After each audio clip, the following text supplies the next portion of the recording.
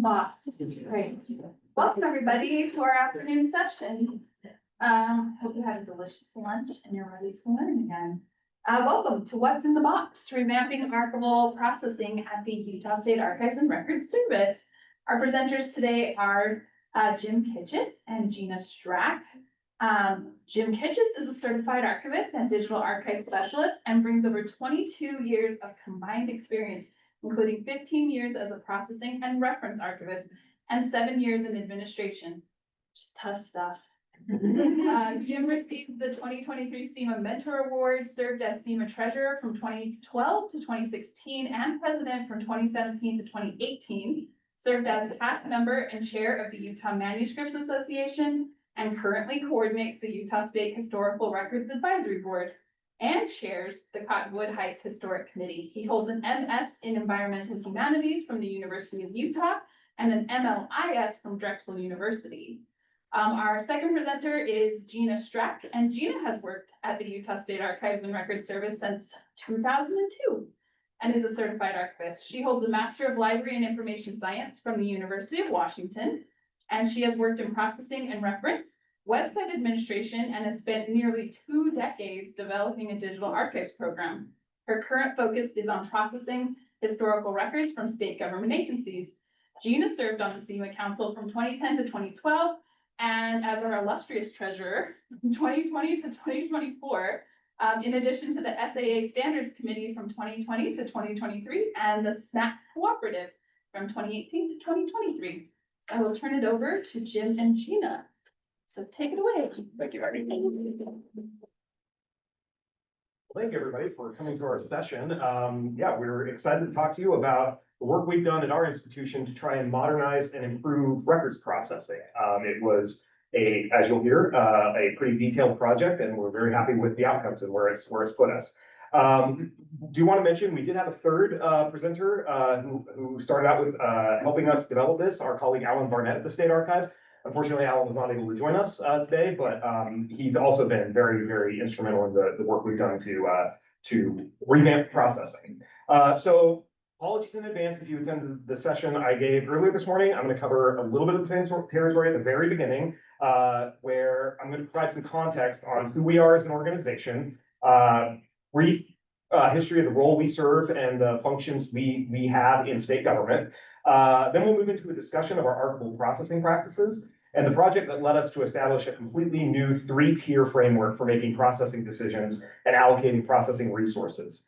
This discussion will include real-world examples of collections that have been processed under our new framework, as well as policy, guidance, and tracking documentation that's been created to help support our efforts. And finally, if we have time, we're happy to answer any questions or open it up for a group discussion of processing practice and ideas from your institutions and from your perspectives.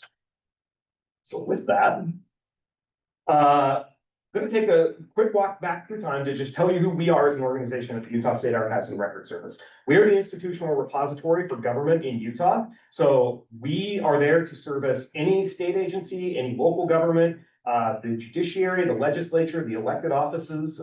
Basically, if you're a governmental entity in Utah, we're there to help you with your records management needs and with your the preservation of your permanent record. Couple of key dates that I'll run through that kind of give shape to how our organization has emerged. In Utah, we became a state in 1896. The following year, in 1897, they held a big anniversary celebration event in Salt Lake City called Pioneer Jubilee, where if you had been one of the original people who come into the valley in 1847, you were invited back to Salt Lake to share in this big activity, this big celebration. One of the big outcomes from that was the creation of the Utah State Historical Society, which then in 1916 became a state agency. So we're one of the states where our state historical society is a government agency on its own. In 1957, they created within the Historical Society a Office of Military Records. And this was done because the National Guard had all of these great records from World War II, and there was an idea, this is probably permanent stuff, we need to give it to somebody. They gave it to the Historical Society, and the Historical Society created an Office of Military Records. And that's really the sort of genesis point for these state archives. In 1969, under the administration of Governor Calvin Rampton, they did a big deep dive into how government in Utah was organized. It was called the Little Hoover Commission. And the outcome of it was a whole set of recommendations about how government could be organized for maximum efficiency. One of the recommendations that was made that they did act on was to actually pull that Office of Archives out of the Historical Society and make it its own distinct division within Utah government. So our real start date as the agency we are today is 1969 as part of this effort. In 1979, they passed what's called the Utah Information Practices Act. And this is really the foundational first steps in creating sort of an information governance structure within the state of Utah that gives roles and responsibilities, talks about, expectations for governmental entities that create records, really tries to start putting some structure around how records get managed and preserved at the state level and for government. In 1981, we became part of our Department of Administrative Services within the state. This put us along other divisions like fleet services and buildings and construction and risk management, which seems like a weird fit to put an archive there. The reason they did is because in our state, the way the law is written and the way it works, we have full authority to help manage the entire life cycle of records. So we help agencies from the very beginning when they're creating their records. We help them figure out retention. We help them figure out basically how to do the sound records management. And then we're there to help them at the end at the point of disposition by either destroying records if they're non-permanent or bringing them into the archives if they are permanent. So that's how we fit as an administrative service to the state. A few other key dates in our history. In 1991, that Information Practices Act gets replaced by what's called the Government Records Access and Management Act. That's still the law on the books today. Modeled pretty heavily at the time on FOIA, Freedom of Information Act. So it has a whole established process for how you make records requests, how if you get denied a records request, how you can appeal that decision, defines clearly in statute what a record is, asserts that the Utah State Archives is the institutional repository for government records. So it gives us that statute and that authority to act on. So that's a really big moment in our history is the creation of the Grandma Act. In 2004, we needed to move out of our building that was on Capitol Hill in Salt Lake City. They had a whole redevelopment plan for the Capitol campus. And they built a building especially for us in the Rio Grande district of downtown Salt Lake City. This was another big step forward for us. Prior to us moving into our building in 2004, our collection was split. The administrative offices and our reformatting services and our reference room were all in this small building up on Capitol Hill. The actual collection itself and the archivists and everyone who worked on the records were in a rented warehouse in the west part of the valley of Salt Lake. So with the creation of our building in 2004, it gave us an opportunity to bring everything under one roof and provide our services out of one building. So another big step in our history. In 2005, our digital archives program was launched, which Gina had has helped oversee for a number of years. It's been a highly successful program to get our records, our most used and requested records, digitized and online. One of our strategic goals as an organization is to meet our users where they are. So we want to try and identify the things they want and get them to them digitally so that they can access them from their phone, laptop, computer, not have to come down to Salt Lake into our office to access them. Currently, we're up to almost 2 million government records online. So impressive effort to launch that and keep it going and keep it growing. 2007 to 2014, I'll talk a little bit more about this when I get into our core functions, but we really became this sort of hub for this real interest that sort of launched in Utah around government transparency. A whole bunch of services started to come online between 2007 and 14, all kind of geared around transparency efforts in the state. They all kind of, they were all put into the state archives as part of what we do. They've just become part of our program. And then in 2021, with a new governor's administration coming in, the legislature worked and actually created a whole new department called the Department of Government Operations, which was our former Department of Administrative Services. And they took the former Department of Technology Services and former Department of Human Resources, put us all together.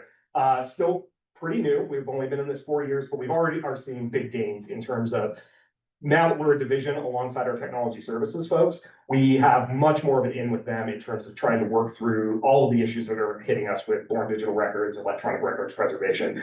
So that's been very advantageous that this new department's come online. We're part of it, and it's really helping us with our mission. So moving into the core functions that we perform as an agency. One of the fundamental roles of the Utah State Archives and Records Service is supporting records management across state and local government. What does that mean in practice? It means that we provide essential guidance, consultation, training, and resources specifically for governmental entities throughout the state. This involves helping agencies understand their responsibilities for managing the records that they create. And this could be everything from developing retention schedules to ensuring the proper disposition of records once they're no longer needed for active business. And so while this function is primarily aimed at government agencies themselves, it lays the groundwork for accountability and preservation mission that serves all Utahns. So next, we'll look at how we manage records that do have permanent historic value. This is the function that most people associate with the state archives. It's in this role as steward of Utah's permanent historical government record. Following the records management process I just discussed, records are identified as having enduring value, and they're then transferred to the state archives for permanent preservation and care. Our critical responsibility is twofold: to preserve the permanent records created by state and local governmental entities, ensuring their survival for future generations. This involves providing secure climate-controlled storage, undertaking necessary conservation work when necessary, but preservation isn't alone just enough. Equally important is our second responsibility to provide access to these invaluable materials.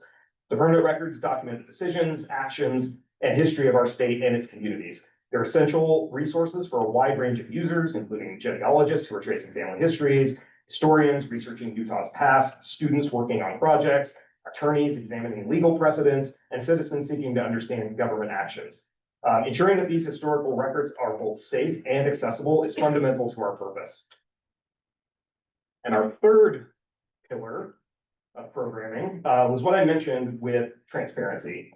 Beyond just managing historical records, a significant part of our mandate at the state archives involves promoting access and transparency in current government operations. Again, the cornerstone of all of this is the Government Records Access and Management Act. We serve as the primary subject matter experts on GRAMA for the state. This means we provide critical guidance, interpretation, and training on this complex law to governmental entities to help ensure that they understand their responsibilities, and also to members of the public in helping them understand their rights to access government records. The expertise directly supports core transparency services that have been created through statute and that I'll touch on right now. First, we manage what's called the Open Records Portal in the state, which streamlines the process for submitting and tracking GRAMA requests online. So if you're a citizen, you want to make a governmental records request, very much like a FOIA request, you can use the Open Records Portal that we administer to request that from a governmental entity. We administer the state's Utah Public Notice website.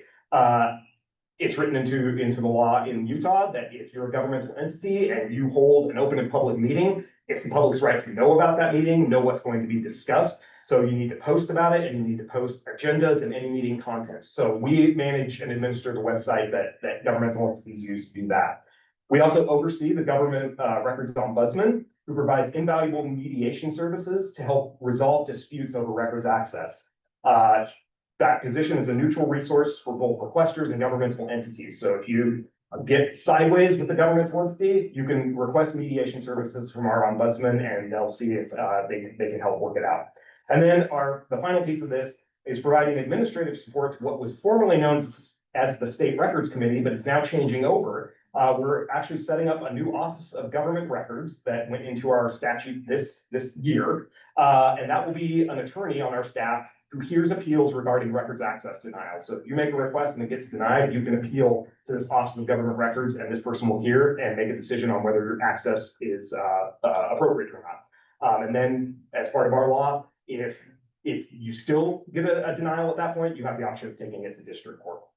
So these three core functions: records management, preserving and providing access to historical records, and championing transparency through our GRAMA expertise, help define our primary responsibilities as an entity. And so I just wanted to give that context, so you know kind of who we are as an organization. And with that, now I'm going to turn to the role that archival processing plays in our organization and the recent efforts our team has made to rethink how we perform that work.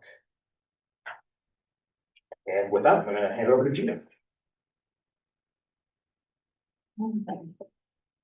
Thanks, Jim, for that great institutional history. So the role of archival processing, I don't think I need to explain processing to most people in this group, so I won't spend too much time on that. But suffice it to say, the main components are arrangement or organizing the materials into a logical order, description, so creating descriptions of the materials, including their content, context, and provenance. And also preservation, which we will bring up again later. Processing is a lot of work, but we do it because it's important and it's central to our role as stewards of historical government records. Archival work ensures that valuable historical information is preserved, understood, and accessible for generations to come. Ensuring preservation of formats means records will continue to document rights and be our collective memory many years from now. MPLP was a big change for this profession for institutions of all sizes. More product, less process, as its name implies, advocates for minimal processing in order to reduce backlog and increase access. I remember our former manager, Ken, sitting there in the back, waving around a copy of the article, which I actually found thanks to records cleanup last month. Records and Information Management Month, worth celebrating. He was waving around because we were having team discussions about whether we were unknowingly adopting it already. Because shortly before the article came out in 2005, as Jim already talked about, we moved to a newly constructed building. From my perspective, as a newer archivist, the prep for that throughout all my original training in order to meet this challenge. I learned to process the whole record group and even create authority records as standard practice. But when you have to move tens of thousands of boxes, no matter the processing status, you do what you have to do. In our case, we prioritized reference use in the year leading up to the move and identified large volume projects to get a bare minimum of intellectual control on. By the time we'd settled in, everything was different and never going back.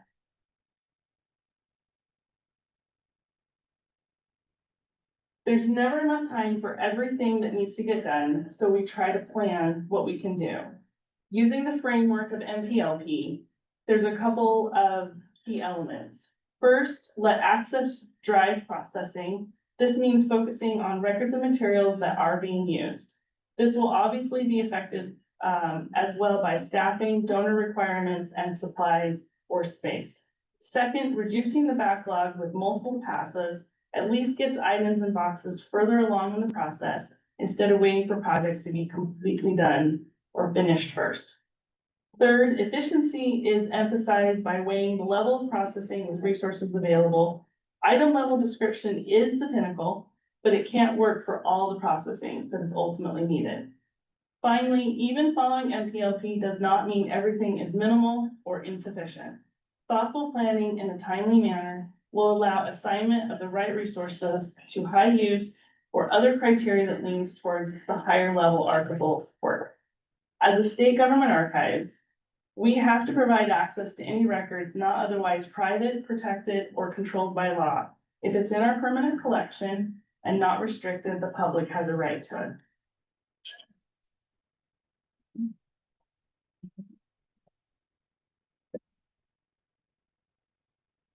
I want to reiterate that point Gina just made. What makes a government archive maybe unique? One, our collecting scope and our collecting scope is mandated to us. Records are going to come to us from governmental entities. We know this, we can plan around it. That's a positive. It also never stops. It's relentless. Like the records are always coming in. So we need to be thinking about how we can quickly get through them, get them processed, and make them accessible because as Gina mentioned, with the way the law and the statute is written, we can never turn down access and say, we can't provide access to this thing because it's not processed. So we're always having to unless there's an access restriction on it for privacy, or a reason that's spelled out in law, we're expected to provide access. So all of that said, 2020 was obviously a year of, a lot happened. For us, it did prove a point where we could do a lot of internal examination as an organization and start to look at some of our standing processes, our standing ways that we've just kind of always done business, and put a critical eye on them. And one of the areas that we did target was records processing in our organization.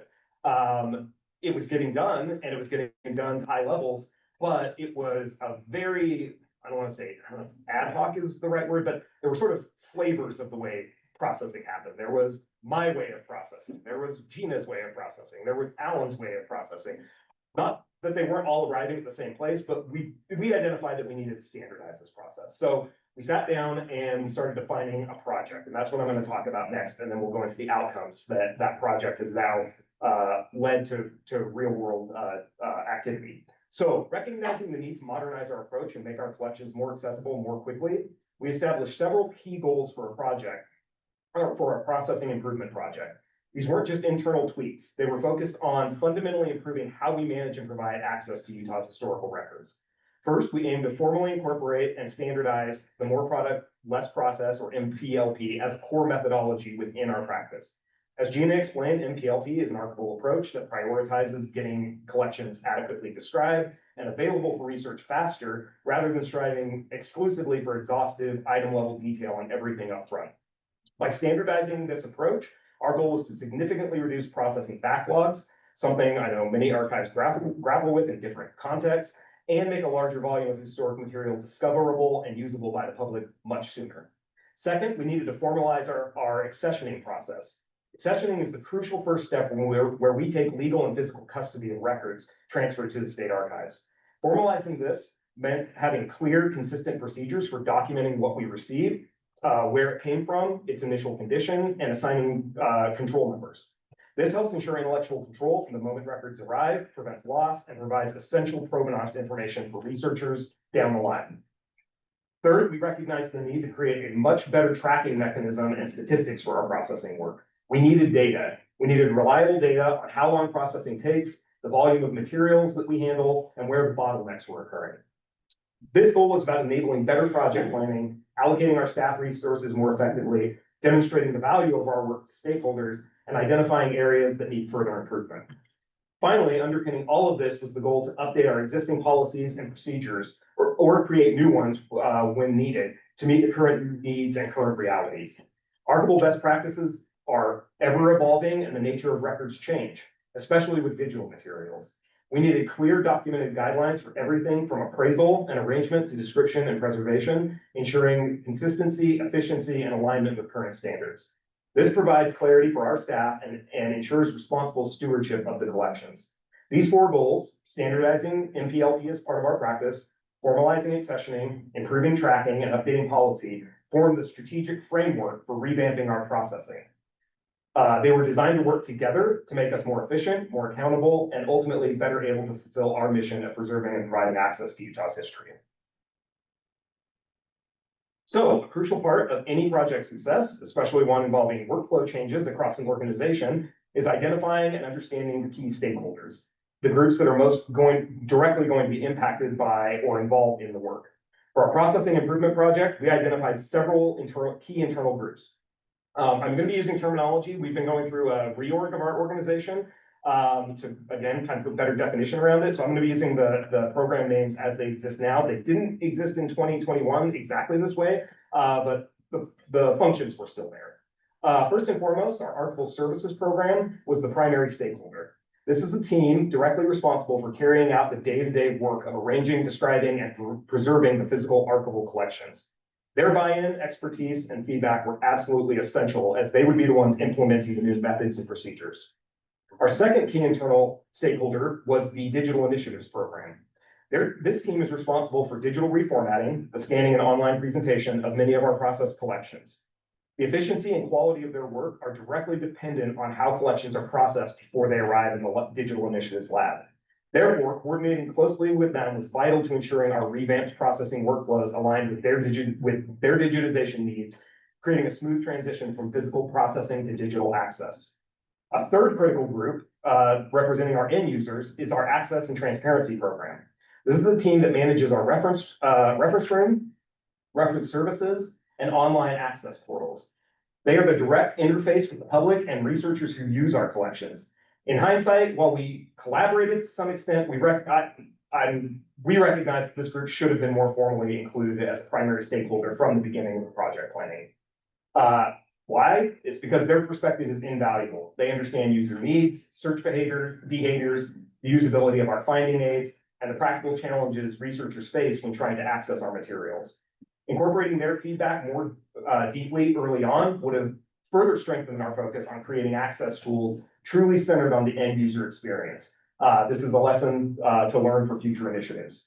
But identifying these stakeholders, processing team, digitization team, and access team, help us understand the different needs and perspectives we have that we need to consider. Next, I want to look at the specific changes that we implemented based on our goals. So, a little bit about the project itself. With our goals, with our stakeholders defined, we moved into the practical phase of structuring of the project to ensure that we could effectively tackle the complex issues that were before us. The project officially began with a kickoff meeting in May of 2021. This was a crucial session where the key staff who had been identified came together to solidify the project goals, map out potential strategies for achieving them, and established realistic timelines for implementation. Getting everyone on the same page from the outset was essential. A key outcome of that kickoff meeting was the decision to break the work down into manageable component parts and form 3 dedicated working groups. First, we had our accessioning working group, whose focus was on streamlining and formalizing that initial intake process. How do we gain legal and physical custody of records and establish basic intellectual control at that point of transfer? Second, the arrangement and description working group. This group tackled the core intellectual work of organizing collections logically and creating the finding aids and metadata that researchers use for their discovery. And third, a reformatting working group, who concentrated on how our processing workflows needed to adapt to better prepare collections for efficient digital scanning and online access, which would help ensure a smooth handoff to our digital initiatives team. To ensure coordination and progress in these groups, we have implemented a system of regular check-ins. These meetings allow the working groups to update leadership and each other on their progress, discuss challenges, and ensure the individual pieces they were in charge of were aligning towards the larger objectives of the project. The clear end goal of this was ambitious but necessary: to have new improved practices fully developed and supported by updated policy, procedure, and guidance by July of 2022. So we effectively had a year to get this done. This gave us a concrete target and timeframe to work towards. This structured approach, using dedicated working groups and regular communication, allowed us to systematically address the different facets of archival processing. So next up, I'm going to talk about some project outcomes, and yeah, Gina and I will be trading off on that. So, after the intensive year of work by our dedicated working groups, what were the tangible outcomes? We achieved several key results that have fundamentally improved how we approach archival processing at the Utah State Archives and Records Service. First, we now have a clear articulation of defined processing levels and shared standards that all archivists on our staff use. This helps create consistency regardless of who's working on a collection. This means researchers encounter more predictable descriptions, and internally, we have a common language and set of expectations for processing different types of materials. This standardization promotes efficiency and teamwork. Crucially, the new approaches weren't just discussed, they were formalized through policy creation. We developed comprehensive written policy and procedures documenting the standardized processing levels that we'll touch on here in a minute, also accessioning workflows and description requirements. Having official policies ensures that these improved practices are durable and they're consistently applied, easily trainable whenever we onboard new staff, and provide a basis for accountability. One of our goals was to get better data, so a significant outcome was the implementation of enhanced tracking methods to document and characterize the different levels of processing work that get done. We now have captured more granular data on the time spent, the volume processed, and the levels that processing occur at. This allowed us to better understand our workflows, identify bottlenecks, accurately report on productivity, and make data-informed decisions about resource allocation. Finally, these elements combine to create a better framework for making informed processing decisions. Instead of relying solely on an individual judgment, archivists now have clear internal standards and processing levels guidance to help guide their decision-making about how intensively to process a given collection based on factors like research value, condition of the collection, and ultimately user needs.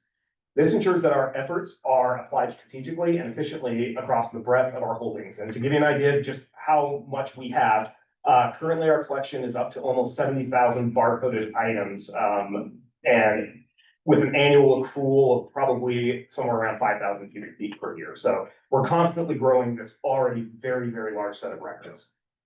Together, these outcomes, clear standards, solid policies, better data, and informed decision-making have created a more streamlined, consistent, and accountable archival processing program. Ultimately, this allows us to make more historical records accessible to the public more effectively and more efficiently. So now Gina and I are going to walk you through the 3 processing levels or processing tiers that we established as part of this whole project. And this is really now what governs archival processing, planning, and decision-making in our institution. So sorry, you're gonna have to keep hearing from me for a minute. I'm taking the first 2. We basically have, yes, tiers 1, 2, and 3. So let's start with the baseline, what we call tier 1 processing. Tier 1 processing is accessioning and the most foundational level of archival processing. The primary goal here is to do the minimum amount of work necessary to gain intellectual and physical control of the records when they arrive and make them discoverable and safely accessible to researchers as quickly as possible. Because of the flow of records to our organization, because the flow of records to our organization is mandated by statute and cannot be held from access until processing, it's critical that we have good accessioning standards and practices in place. This approach is heavily based, again, on the more product, less process methodology, which emphasizes efficiency and throughput. We also embrace the concept of accessioning as processing for this tier. This means the essential information that we capture at the beginning when the records are formally transferred to or accessioned to us is the processing that happens at this tier 1 level. During this intake or accessioning stage, we focus on capturing key information about the records, who created them, what they were generally about, the date range, how much material there is. And our goal is to document the basic required descriptive elements as they're outlined in the DAX standard. So for us, tier 1 processing is essentially synonymous with a standard accessioning procedure. It establishes initial control, basic description. It also helps lay the foundation. While tier 1 provides basic access, it allows us to identify collections that might warrant more in-depth processing later on, should resources become available or research needs dictate. Benefit of tier 1 is clear. It allows us to make a much larger volume of our holdings available for research at a basic level, much faster than traditional, more intensive methods of processing will allow. So what happens when we determine a collection needs more detailed attention? Well, first, let me get to outcomes. So when we apply tier 1 processing to a collection, what are the concrete results? What does this baseline level actually provide for us and for users? First and foremost, tier 1 ensures thorough documentation of the records transfer. This captures the essential information about where the records came from, when we received them, and establishes chain of custody. This foundational record keeping is crucial for legal and administrative purposes. A key outcome for access is that tier 1 processing generates basic information about the records that become searchable and display on our website. This means even with minimal processing, a researcher searching our holdings can discover a collection online, learn about who created it, learn the general date range, and get a brief description of what the records are. It puts the collection on the map for discovery, even if deep detail isn't necessarily available yet. Tier 1 also provides us with a box-level intellectual control over the records. While we might not know the contents of every single folder, we do have a general understanding of what topics or record types are in each box. And critically, we know where each box is located. This level of control is essential for us to physically retrieve the correct box when a research request occurs. And yeah. Finally, this process generates valuable data that allows us to calculate the extent and the volume of the overall collection that has been processed to this baseline level. Having these accurate metrics on how much of our holdings have received this foundational processing is vital for our collection management. And it helps us understand processing, better understand our backlog, and helps us allocate our resources more effectively when we're project planning. And it helps us with reporting on progress to our stakeholders, which for us, primarily our state legislature who funds us and our governor's office who oversees our division. In essence, tier one processing provides the essential framework. We know what we have, we know where it came from, we know where it is, and the public can discover its existence online, and we have the data to manage it effectively. This allows us to provide basic access more broadly across our holdings. And so, like an actual thing that came out of all of this, instead of just an idea, was the creation of our accessioning checklist. So this is something foundationally when we're processing to the accessioning level. This is what we use as the guide to standardize that process. The elements that we seek to capture as part of accessioning, we want data for administrative control. So we want to make sure we have good transfer documentation, good custody history information. We also want data that establishes intellectual control. So a unique series identifier, a title, date, an appraisal statement, retention and disposition authority information, and a very general catalog description. And then data for physical control, the arrangement of the records, any notes on physical issues or preservation needs, and barcodes so they can go into our system and be retrieved when needed. And we're happy to share this if anybody wants. Just let us know and we can email that to you. So now an actual lived example of what tier one accessioning processing can look like. I'm going to briefly touch on how we do this, and I'm going to use local government and court records as an example. These make up a significant portion of our holdings and present unique challenges and opportunities. One key characteristic is that these records are often voluminous, meaning they come in very large quantities, like boxes and boxes of case files, meeting minutes, property records. However, despite the volume, the types of records within the series are often very standardized. For example, court case files generally follow a very similar format as do county commission minutes from year to year. This standardization is helpful because it allows us to apply consistent processing approaches, and it makes this type of record a very good candidate for some tier one baseline processing right out of the gate.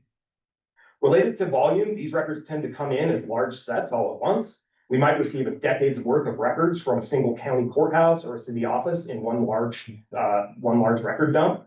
This influx requires efficient handling right from the start so that we can gain basic control and prevent backlogs from becoming overwhelming.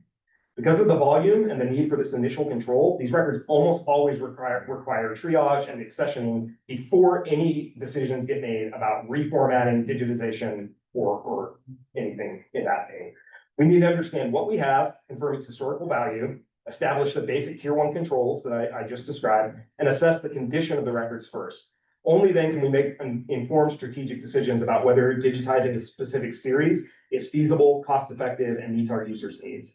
It prevents us from digitizing materials unnecessarily or without proper context. Many patrons are interested in this type of records, whether they're researching local history, researching property ownership, family court cases, or community development. So understanding these records often receive tier one processing helps manage expectations about the level of detail available online versus what is going to require an in-person visit. It also highlights the importance of the initial accessioning work we do to make these massive collections discoverable within an appropriate time frame. So handling these large standardized sets efficiently at the tier one level is really key to helping manage our workflow. Second is tier two processing. So just covered tier one, which provides that essential baseline access. But for many collections, especially those with high research value, we aim for the next level up for tier two processing. Tier two represents the standard level for records at the state archives that have been what we call fully archivally processed. When a collection receives tier two processing, it means significant work has been done by an archivist to organize and describe the materials in greater detail than we did at the tier one level.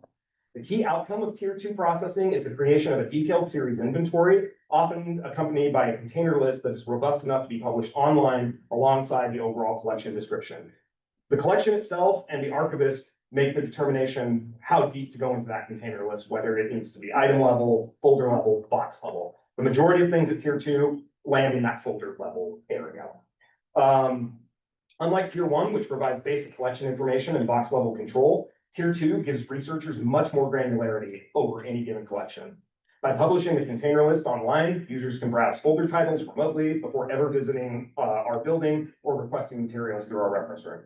This allows them to pinpoint specific documents or topics of interest much more effectively and saves them hopefully significant time and effort.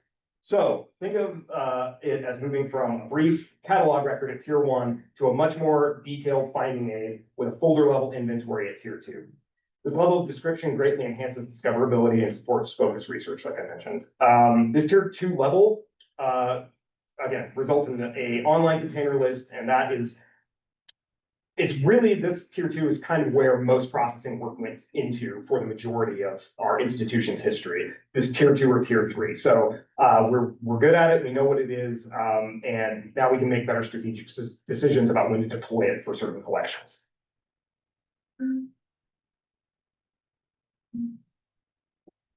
So to summarize what it means in practice, when we say that a collection at our institution has been successfully processed to the tier 2 level, what does that mean? Well, first you'll find an online series inventory, typically including the container list, like I mentioned, with folder titles available through the website. Second, the collection will have an accurate extent note, meaning we know its precise size, which helps us manage it and helps researchers understand the scope if they're trying to get into the records. Third, the collection has undergone a reconciliation of all existing formats.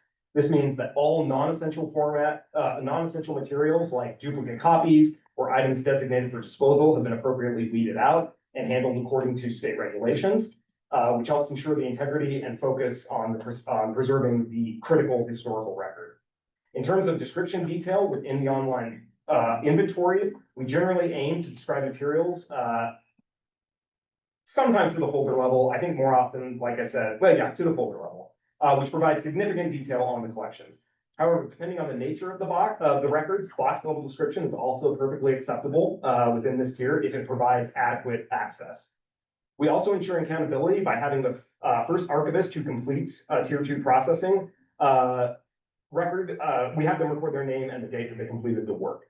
Any significant updates after that are tracked as revisions to that initial inventory and initial work.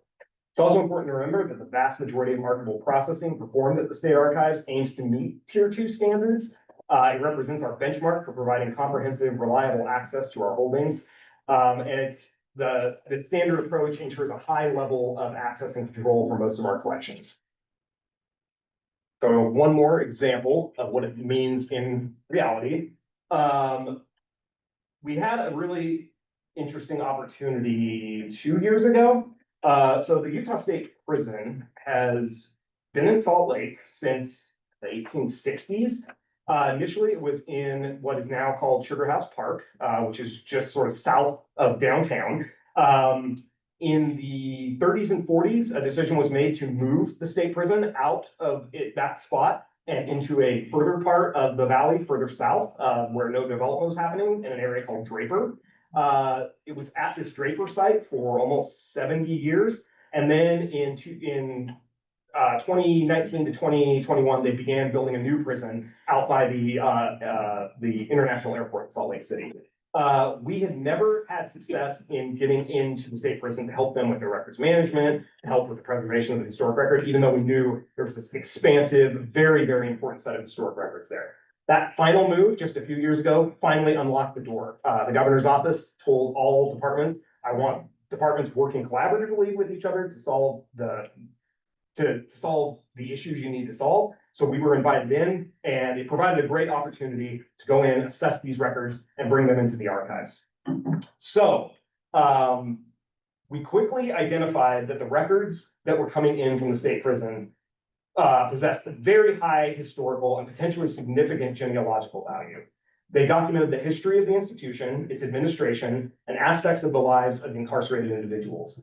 Because of this high research interest, we knew that simply accessioning them at the tier 1 level wouldn't be sufficient. Researchers would need more detail to be able to navigate the complex set of records and find relevant information.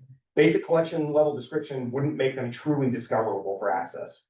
However, we also recognized a key challenge. While the collection as a whole is valuable, some specific record series within the set clearly warrant digitization and enhanced online access due to high demand and broad interest. Other parts of the record set, perhaps routine administrative files or records with significant privacy concerns, might be less suitable for immediate digitization and better access through traditional reference room visits. So the variability within the collection itself made processing the bulk of this collection to the tier 2 level the most practical and flexible option. By creating detailed series inventories and container lists that are now available online, we can make the entire collection highly discoverable for researchers. Crucially, this level of description also provides the necessary framework for us to now make informed strategic decisions about which specific parts are the highest priority for digitization as resources allow. Tier 2 gives us the detailed knowledge we need for that future planning without committing to digitizing everything upfront all at once. So the state prison records are a really good example of how a tier 2 processing can provide us with some robust access while maintaining flexibility for future enhancements like digitization, especially for large complex collections with again, this varied research potential. So with that, I am going to turn it over to Gina to talk about our highest standard, our gold tier category, tier 3.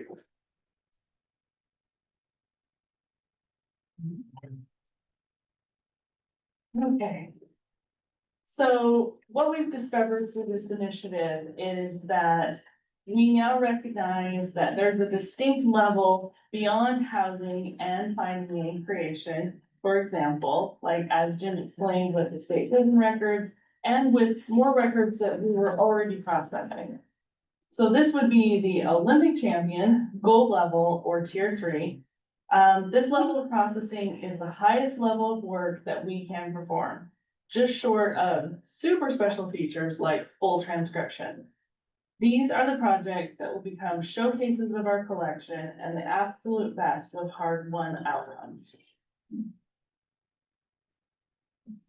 What makes up this level of processing? A few additional outcomes include intellectual breaks when it comes to different formats. In our case at the State Archives, we have a lot of microfilmed records. Some of these reels start or end in different places compared to the container list or the original paper record or books. We may need to add an extra line for a single record because it's found on 2 different reels. Paper formats that will be digitized also need to be prepped appropriately. This is one of the most valuable aspects of adding this highest level or tier of processing. Typical archival processing itself goes a long way to facilitating reformatting, but this gold level makes us aware of conservation issues, findings that will be difficult to capture with the camera, duplicate material, blank forms, and in general, thinking of the future staff member tasked with creating an accurate digital surrogate. It is a fine balance between records in the aggregate and the high level of detail that works best for digital versions. I would like to talk about this tier because of my experience with vital records. As the name implies, vital records are some of the most important records of the State Archives. They are extremely popular with our genealogy audience. Plus, of course, their value documenting Utah citizens' rights and access to benefits. Birth and death certificates are a combination of high demand and high priority for reference, digitization, and indexing. Starting in 1999, records old enough as defined by law were transferred to the State Archives for public access. I wasn't around at the very beginning, but let's just say it was a really big deal when it happened. Death certificates were initially processed by both archivists on our staff and staff in the agency, 50 years worth or over 90 cubic feet. They were then microfilmed by Family Search for reference access along with an electronic index from the agency that was only available on site. Later, in one of the very earliest projects for Family Search historical records, they digitized all of that microfilm and matched the images with the index now online, and boom, we had our first digital access point with an overwhelming flood of interest. Obviously, we have to keep this up to keep everyone happy. It has not been easy. Many initiatives, plans, and attempts at plans later, and the current model is the result of extensive cooperation both internally and externally. The details would make an entirely separate presentation. As a high-level summary, with birth certificates being over 100 years old and with increased handling due to yet another rabbit hole of history, ask me afterwards about delayed birth registration, their condition alone requires near item level processing. So first we move from binders to folders, and then we page through the certificates looking for major conservation issues that can be repaired and double checking the numerical arrangement. They're usually in really good shape where arrangement goes, but there's just enough that could have been misfiled or out of order that it's worth going through them. Also, we interfile amendments that are originally kept separately in order to help out the user or the researcher so they can see both documents for one birth event.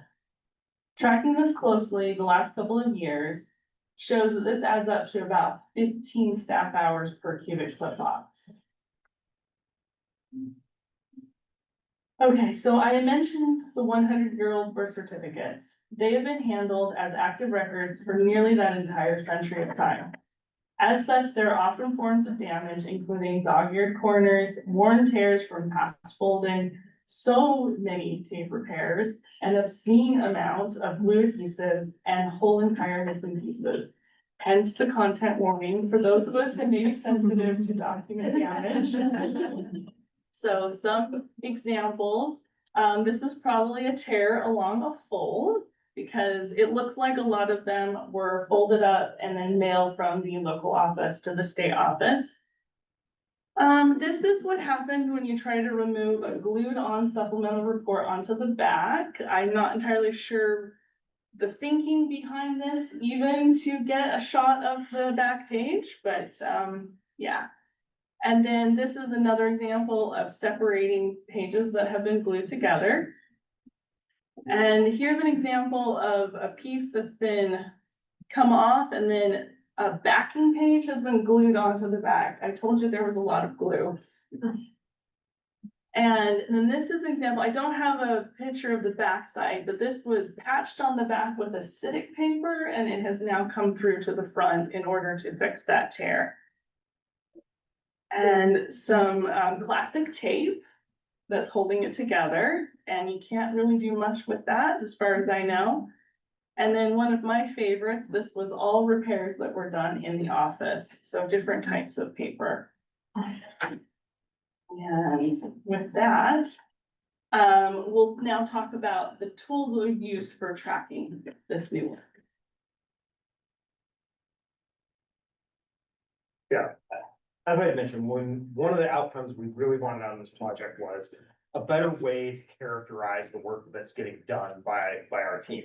One, it's a really awesome way for us to celebrate success and share the good work that's happening. It's also very essential information to have for our stakeholders. If we can characterize our collection and tell the state legislature this much of the state archives is processed at this level, and that's what it means, and we can use an allocation of resources to get this work done. That's a powerful story to be able to tell, but we need the data, and that's really was one of the drivers for our project. So implementing the new processing standards was a major step, but we also needed a better way to track the work itself, to manage workflows, gather statistics, and understand our progress. So for this, we turned to utilizing Airtable. If you're unfamiliar, there was a lot of big Airtable fans. Airtable is what's known as a low-code application. It's pretty much the best way to describe it. It's a hybrid between a spreadsheet and a database. It's flexible and relatively easy to set up. We decided to build a processing tracker in Airtable, primarily as an experiment.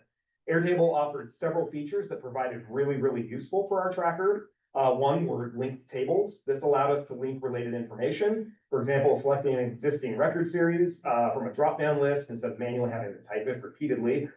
This helps save significant data entry time and helps reduce errors.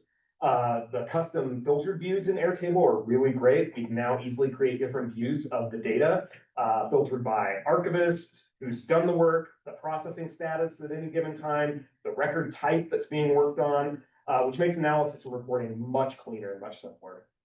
Another great feature, the status dropdowns, using standardized dropdown lists for our project status, like not started, in progress, complete, helps give us a clear at a glance understanding of where each project stands at any given moment.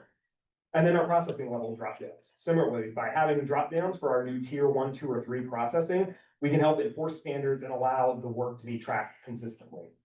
On a practical note, we're currently using a paid version of Airtable at the state archives, but that's mainly due to the combined total of record limits across the entire, all the different ways that we use Airtable within the edition, not just this tracker.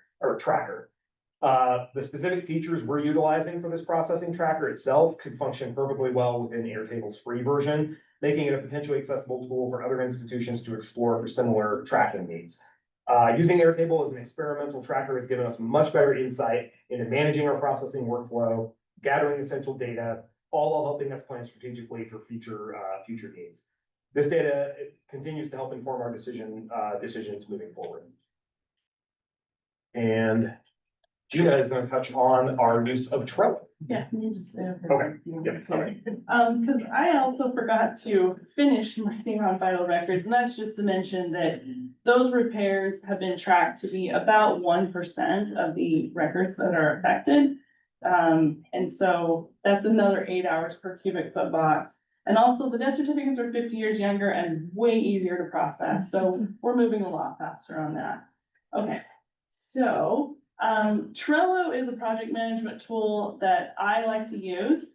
And I recently developed a template card for our new accessioning checklist that was created by Alan. And this helps me check off each item or step while juggling multiple projects at any one time. I know exactly where I left off with the documentation, the housing, or creating a storage barcode, because work life is a series of distractions. I've already been able to use it just in recent months for new acquisitions that needed tier 1 level work, without waiting for a full plan. The template feature is available with free accounts on Trello, and I love them for any kind of recurring. So for example, another way that I use them is for annual accumulations. There are a lot of tools out there for managing and tracking work and projects. The challenge is often finding what works for you or for your team. And then it's also allowed by technology or IT rules. And for most of our institutions, what's the ongoing cost? So I think now it's time for a little Q&A. Yes. Yeah, you've got 2-3 minutes. Yeah, we're happy to try and feel, yeah. When do you decide what tier you use? Do you do it right when you're accessioning, or do you wait to see how much the collection is used? It's a great question, and sort of a work in progress, like how that decision making happens. Happy to announce that Heidi is our new Archival Services Program Manager, and she will be looking into this. But to that point, I mean, accessioning needs to happen. So we know through the door at the very base level, accessioning is happening, but then making that determination of, are we going to scale this up? We have the tools now, we have the way of talking about it, we need to formalize that a little bit more. So, on the second note for that, is it based, is your tier based on the type of records? And type of collection? No, it probably ends up breaking that way a lot of times. Like I said, a lot of times local government records or court records just lend themselves very well to being a tier 2 thing. They come in, it's taking up an entire set of offices, and we need to get it accessioned and put away quickly. But it's all so standardized, like the way the records are made, that we can just, with a little bit of extra effort beyond accessioning, we can create a finding aid, do all of that work. So, but no, we don't have strict. Really, I think the only strict rule I can think of is all vital records are automatically through the door. We know those are going to tier 3. Yeah, so we've been able to work out that process. You know, it's been a process because I've been working with vital records for almost 15 years off and on. And yeah, those high demand. So that is a little bit of a type of record, but it's not really by format either. Although most of this is not, it's kind of disregarding electronic records and born digital, to be honest. This is mostly just getting on top of the physical formats. So one thing to also mention is some of this decision-making happens in our, what we call our state and local teams, which are cross-functional teams that combine archivists with records managers. so that we have that full records lifecycle perspective. I was actually going to ask a little bit about that. So you mentioned how a lot of records tend to come in as large sets at once. What sort of outreach do you do with other state agencies? And do you track these statistics, and has this changed with your program? It's a kind of outreach. Yeah, no, it's a great question. We're a staff of 27 servicing the entire state of Utah, state and local. So we have an enormous job. We'll never be at a place where we can, I think, be that proactive into, hey, your records are due now. It tends to be, I think We coined it proactively reactive. yes. Where we're like ready to act when the time comes. Yeah, but to that point, I think the cross-functional team approach and developing this internal service that can bring all of the services we offer within a team to the customers we serve has proven very, very helpful and valuable in this way. And also investing in our outreach program, building an entire outreach program that's there and as an administrative service that anybody on our staff can utilize to connect with our audiences. So, we have newsletters going out for our public audience. We have newsletters going out for our records officers. We've got very specialized content that's now being tailored to hit those audiences with this information to try and regulate flows on all of this Yeah. stuff. So an example of kind of internal outreach was when we had a change in governor's administration. And so we put together, it wasn't me, it was other people, but we collectively did like flyers to help the governor's office and staff figure out what's a historical record, what's not, and then what are the different Is that helpful retentions. for you? Because we've done that in the past with our governors, and it's a hit or miss. I think, yeah, this last round proved highly effective. And I think it was really, at the end of the day, a lot of times it's all relationship based. And the fact that we've had really good folks on our staff who have cultivated these really good relationships with the records officers in the governor's office has made the message stick a lot better. When we carry the water in, they're listening, they're plugged into the processes. It's not like they're hearing this for the first time, which has made it much better. Are the records officers in the governor's office, do they typically stay the same, or do they change over with every governor? This one changed over, if Yeah. I recall correctly. Yeah. So yeah, it did kind of limit a little bit that Yeah. relationship.